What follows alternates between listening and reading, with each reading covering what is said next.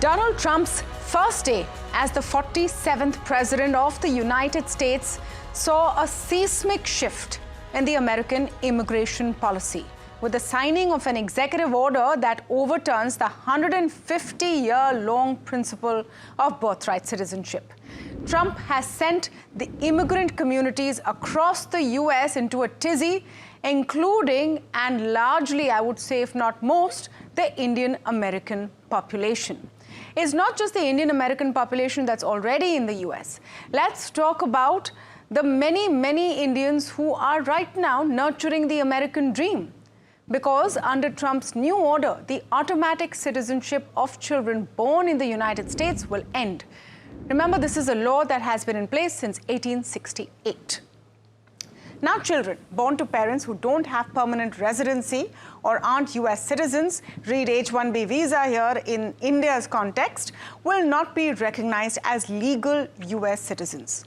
The change, set to take effect in 30 days, targets automatic citizenship for children of parents unlawfully or temporarily residing in the country. This means children born to people who are on a temporary visa, could be a student visa, could be a work visa like an H1B that Indians corner the most of every year, or even a tourist visa, will not be given the status of US citizens. The order will not be applied retrospectively. The move has already been met with intense pushback. At least 22 states in the US and prominent civil rights organizations, including the American Civil Liberties Union, are mounting legal challenges. Beyond the legal challenge, the move also faces formidable constitutional hurdles, requiring a two-thirds majority in Congress and approval from three-fourths of the states to become a law. But the ramifications are already showing, particularly within the Indian American community, a group that is the second largest immigrant group in the US. India also tops the list of H1B visa recipients, with 72% of total H1B visas being issued to Indian nationals in 2023. India also sends the highest number of international students to the US. 3.31 lakh students went in 2024. With so much at stake and uncertainty surrounding what's next, the move could even trigger an exodus of talent, with Indian professionals and students maybe choosing other options like Canada or Australia. So the big question we're asking today, with Trump's move, has the American dream ended for Indians? And what are the implications of this? To speak on this, I'm joined today by Pathikrit Pain, Geopolitical Analyst at the Dr. Shyama Prasad Mukherjee Research Foundation. Paresh Karia, CEO of Aquest Advisors, is speaking with us today. Neeti Sharma, CEO of Teamlease Digital, speaks with us as well, as does Jaspreet Bindra, founder of AI and Beyond and Tech Whisperer. Welcome to all of you, and thank you so much for speaking with us. Paresh, I'm going to come to you first. Just to get a sense of to what extent is the Birthright Act crucial to the decision-making of talent to go to the US? Because on the face of it, it would seem that you're going to the US because you have a job, you have an opportunity, you want to earn money. This is why people immigrate the world over, right? For a better opportunity. But the Birthright Act, as it existed before it was expunged by Trump, had a special meaning, isn't it? Yeah. So you're right, so this was especially helpful for people who are going to the US on the F1 visa and then migrating to H1 visa, and if they would have their children, So typically what was happening is earlier it was not so consequential, because once you are on H1B visa, you could easily migrate from H1B visa to green card and then to citizenship. So this problem did not exist. By the time you have your children, you would already be citizens and they will naturally become citizens. But now, of late, we have seen that the migration from H1B visa to green card has been taken very long. It has taken several years. So we have so many Indians who are on H1B visa, they've got married over there, they've got children who are born over there, and they still continue to be on H1B visa, right? So their children who are born would obviously, get the citizenship, but they would not get the citizenship. Now, with this move, it seems that the children who are born over there on parents who are on non-immigrant visa may also not get citizenship. So to that extent, it will affect them, right? When it comes to the new people moving over there, this this may not have so much of an impact because all those people who are planning to move there in the US right now on F1B visa or H1 visa, they know what is the situation. It is nearly impossible to migrate to a permanent residency or a citizenship position if you are on a non-immigrant visa. So they know very well when they're planning to move to the US that they will not get a residency or citizenship under the existing rules through the H1B visa. So there are alternatives. We are seeing a lot of people going for the EB5 visa. The EB5 visa is an investment-based immigration program where you invest in the US and you get a green card straight away. And once you That's have a right. green card, That's you can right. migrate to citizenship. No, that's right, Paresh. But then the fact is, then if you had the money to invest and then you can go into the US, that's a different profile, right? I started Right. by talking about the American dream. And let's put this into a little bit of context for our viewers. What has been the American dream that Indians have dreamed? Today we look at, and with awe, we love talking about the number of Indian origin CEOs helming some of the top companies in the US. You look at Microsoft, you look at Google. We feel very proud of it, right? The fact is that they all got there to that point, in part, maybe, because of the Birthright Act. And I want to come to Neeti Sharma on this point. Neeti, what does it mean for the talent going there? It becomes less attractive because when you're initially going there, maybe at the starting point of your career, it's hard work. You're slogging it out in the hope of one day moving there and living that dream. Yeah, so I think absolutely this will have an impact because people who are looking at one person going in and then the entire family going in, and then, residing there for years together, decades together, I think it will definitely make an impact, especially the birthright policy, right?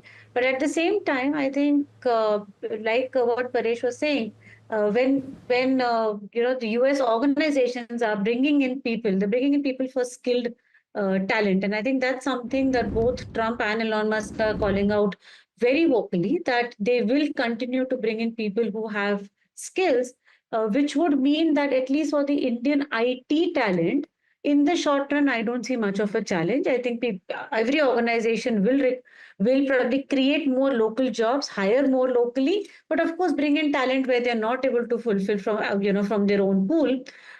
So yes, I think talent will continue to go. But is the American dream going to change? I think it will.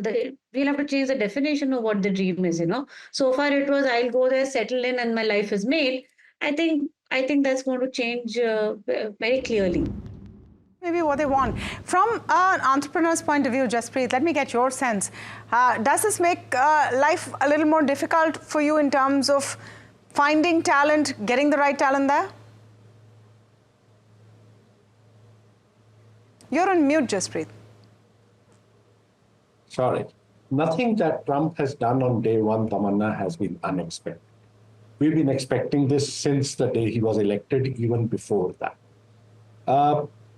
This shock and awe tactics that he's using, especially on immigration, because that was the central plank of his campaign. Now, what will it do? I personally think that the American dream is not dead. However, I do think it's on a bit of a pause. I think they will definitely relook at H1B, the whole program, and see how they can tweak it to suit their interests. Having said that, what I'm sure Trump and his team do not want to do is to kill the golden goose in the US, which is the big tech and the tech industry. And the tech industry, including entrepreneurs or big techs, will face an aging population, face a lack of STEM graduates. They need people from elsewhere across the world. And so I do not see the H1B visa getting abruptly stopped and therefore the American dream dying. The last thing I would say, Tamanna, is that if there's one thing we've learned about Donald Trump is that he is a transactional president. And so if India, in this case, offers something, like, for example, they've offered they'll take 20,000 immigrants back today morning, offers something in return, buy defense equipment, buy more energy, etc., pretty much he will change his mind, much like he did in TikTok and some of the other things which you have seen happening recently. One sec, who is going to make this offer? Who will make this offer? Well, it'll be mostly the government. I mean, the government of India. So if you've seen what the 18,000, 20,000 taking back has been the government. Yeah. Okay, energy, etc., has been the government. The government clearly, I mean, with every FTA that it is signing or wants to sign, whether with Canada or whether with UK or whether with EU, wants unimpeded flow of its people into those countries. And I think they will probably get into a transactional relationship on this also. You know, that's where I come to Patikrit, is specifically on this point. From the Indian perspective, do we really have a huge interest in this brain drain continuing unabated? Does it really make, I mean, I'm just trying to understand what's the geopolitical interest for India from the Indian perspective. Well, Tamanna, we have always ruled for a long period of time that the 1960s, 70s, 80s was a period when brain drain happened because we did not value our talent. At a time when we are a $4 trillion economy, if we keep on celebrating that, oh, our brains are going to United States and following the American dream, I mean, I don't find any novelty in that. Yes, you know, frankly speaking, the American dream is for the people of America. If you as an Indian or somebody else is dreaming the American dream, then you are literally on lease or hire. And you can't expect that, you know, for eternity, you would get that permanent fundamental right that your successive generations would stay there. If I join in a company, I can't expect that my 7 next generations will continue to work over there. So I think it's very clear for India when it's creating the 3rd largest ecosystem for startups, when you have some of the biggest companies of Asia being created in India by the Indians, to presume that Indian government will put all hard and fast rules aside and push everything possible to ensure that more immigrants can go to United States. I don't think that's the priority of the government of India, and I don't think that should be the priority. I mean, I would be very happy to see, yes, the government will also have to do a little more in terms of facilitating industry, in terms of ensuring what are the bottlenecks, but I would love to see more Indians coming back and doing things here. I do not think Donald Trump is talking about a blanket ban. I think Donald Trump is talking about one thing. If you look at the 14th Amendment, 1868, which have been misused, what they say, there have been large number of people who went to United States just to ensure that the next generation takes birth there so that they can get citizenship. No, Patikrit, I agree completely. I mean, birth tourism is something that has been happening from India and from Mexico. You know, you go there in your 5th or 6th month of pregnancy and then you hope you can deliver there and get those rights. A lot of other countries don't give it. But I'm not talking about birth tourism. I'm talking about the H1B visa recipient, maybe the IIT IIM graduate who's got a job, gone along with their spouse.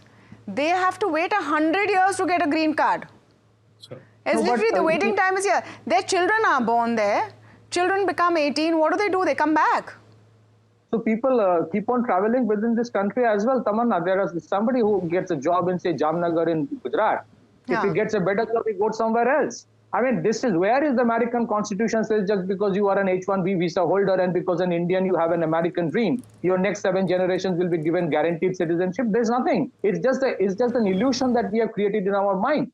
And that is where I have a problem. See, let me tell you, you know, there is this fascination, there is this aura that we have created that, you know, only way you can create success is when you go abroad. I think we need to come out of that. If ISRO can create a world-class organization with frugal engineering, I mean, it can be done here as well. No, I agree. I agree with you, Patikrit, but it's not about... This is not about nationalism. I mean, maybe it's today... It's not about nationalism. No. I have stayed abroad for a long period of time, but I never thought that if I was staying in Singapore, then the Singaporean government must and should give me citizenship. Correct. But it is available in America from the last 150 years. It's the nation is built on immigrants. I want Paresh to come in on this, and I get your point about ISRO. But today, if you tell an aerospace engineer, do you want to work at ISRO or do you want to work at NASA? Let's be honest, many will want to work at NASA. Let's not fool ourselves. Okay. Yes, Paresh, very quickly. Yeah. Tamanna, I agree with you that, you know, given an option, people, as of situation, they would prefer to work in the US, and that is what the American dream is all about, moving to US, building up a career over there. So if you talk about all those people, you know, the CEOs, etc., from India who have moved there and who are heading the IT companies, they've all moved there on H1B. But let me tell you, the hindrance to H1B, India, all the H1B visa already exists. It's not only the birth. Even people who moved over there 10 years, 15 years back are now struggling to get a green card. They've got this sword hanging on their head anytime they have to, move out of the country if they lose a job. So that impact was already there. The H1B guys were already finding it difficult to settle over there in the US, to get a residency and then get a citizenship. So in that context, the American dream has become difficult for Indians, not now, but maybe a few years back. We have so many cases. We have so many cases of clients who are there on H1B, who have got married over there, who are staying over there, who got children born over there. What difference it will make now is, like you said, is H1B Indians in US having children born over there. So that those children may not get the citizenship, and that will have a big impact on the future family planning. No, I mean, I don't know how that it has an impact on the future family planning. The idea is that you move there with your family because you're there for many, many years. It's not something, like you said, 10, 12 years people have been waiting and the wait will continue. Jaspreet, I want you to come in on this point, that maybe this should not have been expected in the first place. And that's the point Patikrit is making. You are going there to work. Why are you expecting your next 7 generations will become citizens of that country? Much like Patikrit, I have also spent a long time in the UK and I spent time in India. I think each country has something to offer, which is different from the other country. And I think it's up to many people who go there to kind of take the best from each. I also do think, Tamanna, that this brain drain thing is sometimes overhyped. Think about it. What did this brain drain? Now, one fashionable way to say it is that, look, all our talent has migrated. They're doing stuff for their country. They're creating these massive businesses there. The same should be done in India.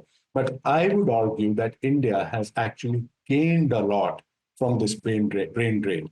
It's because Indian executives head companies like Google, Microsoft, etc., that we have India becoming such huge, big centers for those. That's one of the reasons why GCCs happen here, why Microsoft has the maximum number of employees outside the US in India, etc., etc. If you look at the startup scenario, most of the VCs, which actually open shop in India, it's the Indian partners in the US who are kind of pushing that and then opening shop here. Number 3 is the remittances. I mean, we know that we had about $100 billion remittance economy. And so I think, in this world, we should not be so worried about where the people are working. I think people should have a choice. They work where it makes best sense for them. And look, if certain countries offer facilities like what US did offer for 150 years, and in my opinion will continue for a while, take it. Certain other countries like Singapore or the UAE do not. You already know that, and therefore you kind of plan accordingly. You take what is available, you don't take what is not, rather than trying to create religious issues about whether people should be here or there. And the different issues, Jaspreet. I don't know. I don't know what religious issues. There are no religious. It's not. There's no religious. No, I didn't mean religious. I meant like a religion. Okay. Yeah. So it's a figure of speech. Okay. Niti, I want to come down to the practicality of it, and let me rephrase that question actually for you. Does all the pain of settling in the US, the hard work that comes with it at entry level, I'm not talking about those who might take investment visas, and we'll come back to Paresh on that as well. Does it become less attractive if there is no citizenship? Then will you maybe see talent moving elsewhere? Globally, that is. I don't think that's going to happen very soon, Tamanna. Okay, I think especially people who go with the H1B visa, yes, while the eventuality is that I will probably settle down and get a green card, if that's not happening, and that's going to change, for a large section of Indians who are going to the US on H1B visa, I think, like I said, I think redefine what your American dream is. Learn from there. Go on, your salaries, make a life. But at some point, if you don't get the green card, optionalities have to be put on the table. I don't think going to the US is going to be less attractive, especially for the younger population who is dreaming of going there, studying there, getting a work visa, working there, because I think the US has a lot to offer in terms of experience, research, infrastructure. There's so much. But you're saying don't look at settling there, which is what the dream has been so far. Yeah, and I called it out earlier that maybe we need to redefine what the dream is going to be. for like many decades, the dream has been, I'll go settle down, get my family there, have children, and then it was mentioned 7 generations going to continue there. It may not be the case. And at some point, you never know, this may come back. But I call out that the US is not, there are a bunch of very smart people. I think the country is doing very well. And Trump and his entire team are calling out continuously that they need talent within the country. So they're not going to pack people off the country just because they have announced something yesterday. No, they're not going to pack people off. He's in fact said that I want talent, I need talent, but you just don't want to give them rights as a citizen. They're going to be spending. Okay, fair, right? Let me flip it the other way, Paresh, because and immigrant families across India in different countries right now, because we have a huge diaspora, might resonate with this. You go to another country, you spend your best productive years there, you raise a family there, you contribute to the economy, you pay taxes, you buy goods, and then once you're beyond the age of working, you're packed off back. That is something which has made some destinations very unattractive. Right. Yeah. So let me tell you one thing, so when you are migrating, when you are moving to another country, you need to set your expectations right. So when we talk about in the context of American dream, what happens is initially you go there on a student's visa. You go and study over there. A student's visa, your intention when you are applying for a student visa is that you are going to study in the US and come back. It's a non-immigrant visa. So you know clearly well that when you are applying for the student visa, that is not going to allow you to stay there. You have to come back. Now, after completing your education, you apply for the work visa. You decide that you want to continue to work in the US. You apply for the work visa. You get an H1B visa. Now, H1B visa is again a non-immigrant visa. It doesn't give you a right to stay in the US permanently. You know very well that this visa will allow you to only work in the US. There is no way it is guaranteed that you will get, this residency or permanent settlement in the US through this work visa. So why do we set our expectations that we'll move to US and we'll settle over there, will not come back? Right from the day when you know that visa doesn't allow you. So you need to set your expectation right. You need to know now that the F1B visa and H1 visa will not let you stay in the US forever. And accordingly, you need to plan your migration to the US. And if there are, like I said, there are alternatives available. If you are there in the US, you are working well, you have earned money over there, and you want to continue staying over there, you might as well invest money in the, EB5 visa and stay over there. Currently, what is the investment criteria looking like? What are the costs looking like? Well, the investment is about $800,000. You need to block your money for about 4 to 5 years. And after that, you get your money back. So that is what it is. And there are hundreds and thousands of H1B visa holders today who are going for the EB5 visa. They knew this was coming and there was a big rush. So most of the guys who are doing well in the US, who have earned the money, they don't want to come back. They want to stay over there, and they know that through H1B that they are not getting the green card. So they are opting for the EB5 visa. And what's the wait time for that visa versus a green card? Well, the good news is that if you are already in the US with a H1B visa, you can immediately apply for a work authorization, which you will get in typically 4 to 6 months. And in 4 to 6 months, once you get a work authorization, you are completely independent of the employer. You can work freely anywhere in the US. You can stay there without a job. You can get to do your business over there. So by investing even a partial amount, you can not invest the full money. You invest maybe $300,000, $400,000 immediately. You apply for your work permit. You get your work authorization, travel authorization in about 4 to 6 months, and you are free from your employer. You are as good as an American resident. So there will always be ways that people will find. They'll find loopholes or they'll find other options. But the fact is that it becomes tougher. Maybe what America is doing is on par with most of the world. There's no doubt about that. But for many Indians, the nature of their American dream has definitely changed. Thank you to all of you for joining us on the show today on this episode of The Big Question. To our viewers, tell us what you think. We'll see you back again, same time, same place tomorrow.